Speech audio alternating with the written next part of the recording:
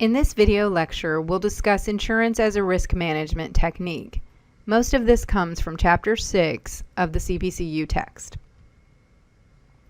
Let's start with a look at reducing risk through risk pooling. This works best if exposures that are pooled are uncorrelated or independent. This means that a loss is unlikely to happen to both exposures at the same time. Think about properties in a neighborhood that are exposed to hurricane or tornado loss. Obviously, because of their close proximity to each other, they're not independent. Remember, risk is measured by the standard deviation, or the standard deviation divided by the mean. The standard deviation can be thought of as the uncertainty around expected loss in a probability distribution. The standard deviation divided by the mean, or the coefficient of variation, is just another measure that makes one risk more comparable to a different risk. But both are measures of risk, or, again, the uncertainty around the expected loss in a probability distribution. Let's look further at this concept. First, we'll discuss how does pooling work, and then differences between insurance and pooling alone. How does pooling work? The law of large numbers as it relates to pooling says that the standard deviation of the pool increases at a decreasing rate. So while the standard deviation of the total increases, it decreases on a per member basis. Let's look at an example. Assume two independent loss exposures, meaning two exposures whose loss doesn't impact the others. Let's look at Lee and Joe's exposure to identity theft. Assume that the expected individual loss for both Lee and Joe is $500. So the expected loss of the pool, which is just two members, is 2 times 500 or $1,000. And the expected loss per member is 1,000 divided by 2 or $500. So notice that the expected loss doesn't change as you add members to the pool. But the expected individual standard deviation is $600. And the expected pool standard deviation is $1,050. So notice that the $1,050 is less than 600 times 2. This is because the standard deviation, while it does go up, it goes up at a decreasing rate. So the expected standard deviation per member of the pool is 1,050 divided by 2 or $525. So compare the standard deviation of 600 to 525. This basically means that the pool's risk is less than the risk to the individual. Note again that the expected loss doesn't change, but the standard deviation goes down as members are added. The more members you add to this pool, the lower the per member standard deviation. Also, let's look at the probability of loss. The probability of loss is just the probabilities of loss to each member multiplied by the others. So let's assume the individual probability of no identity theft loss is 80%. So the probability of no loss for the pool, which in this case only has 2 members, is 80% times 80%, or 64%.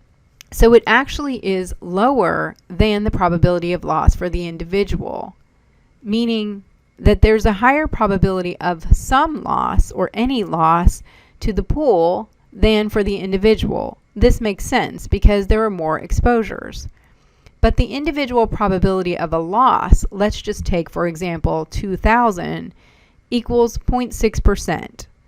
This was calculated based on historical loss, or 0.006. So the probability of both members of the pool having a $2,000 loss is 0.0036%. So with pooling, the probability of paying a $2,000 loss goes from 0.6% to 0.0036%. In general, losses will be lower to each individual member of the pool. Differences between insurance and pooling alone. First of all, insurance is risk transfer, not simply risk sharing. From the CPCU text, page 6.6, with the pool, losses are shared among pool members, not transferred to the pool. If losses are greater than expected, each member has to pay for losses. Because there is no cost certainty, pools are risk-sharing mechanisms rather than risk transfer mechanisms. Think about the fact that when you purchase an insurance policy, you're actually transferring the risk to the insurance company. You can almost think of the insurance company as another member of the pool who assumes the risk of the pool but doesn't have any exposure itself. Insurance companies are not supposed to recoup losses. This means that they're not supposed to charge a premium for losses that occurred in a past period. Instead, insurers are capitalized up to a certain number of standard deviations from the expected loss.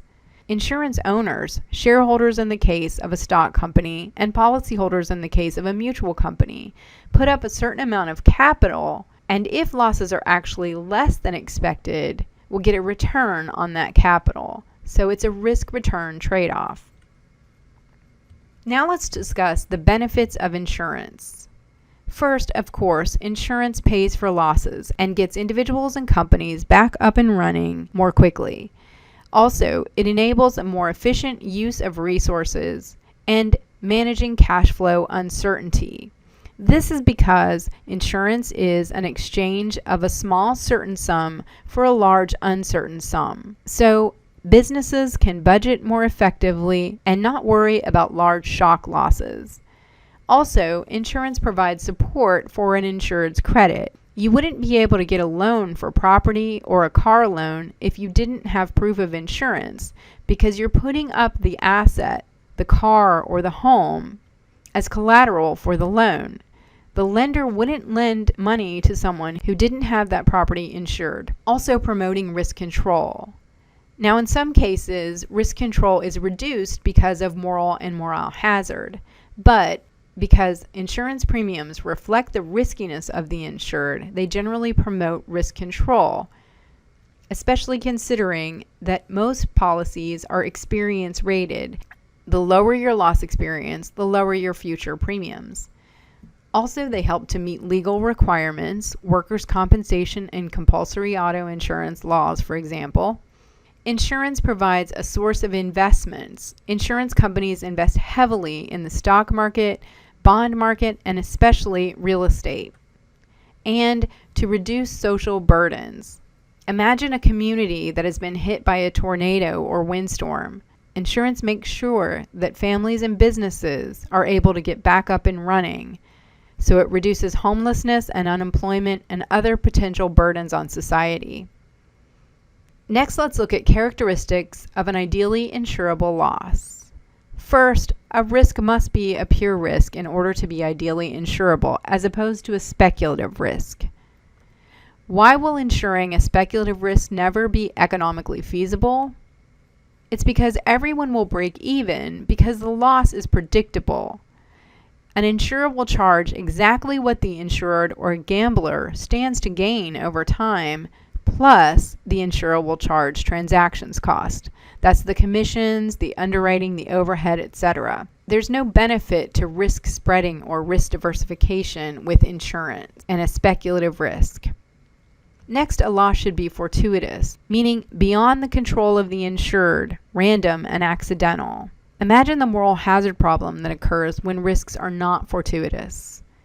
Also, a loss should be definite and measurable. This means that it should be definite that the loss has occurred, and we should be able to measure what the loss costs.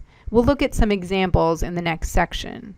And of course, there should be a large number of similar exposure units. This is of course because we need a large number of exposure units in order to use the law of large numbers, and they must be similar so that the risk sharing is equitable among insureds. It wouldn't be fair for very low-risk insureds to share in the losses of very high-risk insureds. Also, let's look at cross-sectional risk transfer versus intertemporal risk transfer.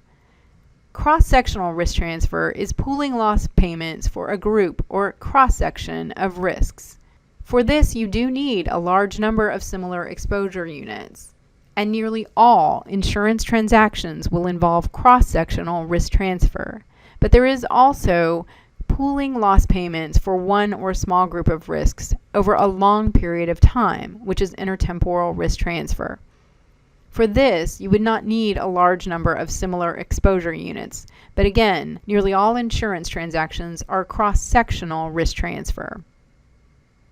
Next, insurable losses should be independent, not catastrophic. We've discussed this already, in that losses, especially those that are exposed to natural disasters like floods, hurricanes, windstorm, and wildfires, tend not to be independent, especially for those that are closely located to one another. And last, and according to the CPCU text, and I agree with this, the most important characteristic of an ideally insurable loss is that the loss results in an economically feasible premium. In general, when these other characteristics are not met, the premium will generally not be economically feasible. Part of this is because risks that don't meet these other characteristics tend to be high frequency, and when a risk is high frequency, it results in a premium that is very high relative to the exposure, and it results in dollar trading between the insured and the insurer and high transactions cost for the insured. Next, let's look closely at certain commercial loss exposures and whether or not they meet ideally insurable loss characteristics. So, are these categories of risks, exposures, ideally insurable? Let's first look at property, then liability, personnel, and net income. Starting with property, risks that are exposed to fire are generally ideally insurable. The exception is in the case of arson, where the risks are not pure and they're not fortuitous. Windstorm and flood, as we said, they're often not independent. Liability losses tend to be the most insurable risks. Premises and operations and auto liability both meet all of the characteristics of an ideally insurable risk. Personnel risks. Death is an interesting one because while death is a definite loss, it is not always measurable. However, because we put a value on the life insurance policy before an insured dies, i.e. before the loss, it is actually made to be a measurable loss, so it is ideally insurable. Retirement, on the other hand, is really not ideally insurable because it is not fortuitous, unless it's a forced retirement. Net income can be broken down into those net income losses stemming from property loss and those stemming from liability loss. Think about the impact on a business's income after a property loss. These do tend to meet all of the characteristics of an ideally insurable risk. But what about the impact on net income of a business that experiences a liability? Think about Bluebell ice cream and the listeria outbreak. What is the long-term impact on Bluebell for that liability loss? It's very hard to measure, and the end is really not definite. So in some ways, the impact of liability losses on net income, such as reputation effects, is not measurable and not ideally insurable. Finally, let's look at government involvement in insurance. First, what is the rationale for government involvement? One is to fill insurance needs that are unmet by the private market, such as flood insurance. Because this is a catastrophic loss and not ideally insurable, it must be met by the government. Also, to compel people to buy a particular type of insurance, like workers' compensation, and to achieve collateral social purposes. Both flood insurance and workers' compensation, along with many other insurance programs, help to achieve the social purpose of making sure that individuals can get back on their feet after a loss, and to be more efficient for and to provide convenience to insurance buyers. Think of a homeowner or business owner in South Louisiana who needs coverage against wind damage for their property. They may not be able to find this type of insurance in the standard insurance market. While they could possibly identify insurers in the non-standard market that might insure them, this might be very inconvenient and inefficient. The state of Louisiana has an insurer of last resort to cover wind damage called the Citizens. Similar to many other states, this is one of the reasons the state of Louisiana established the Citizens to cover not only wind damage but other types of loss for insureds who can't easily access insurance in the private market.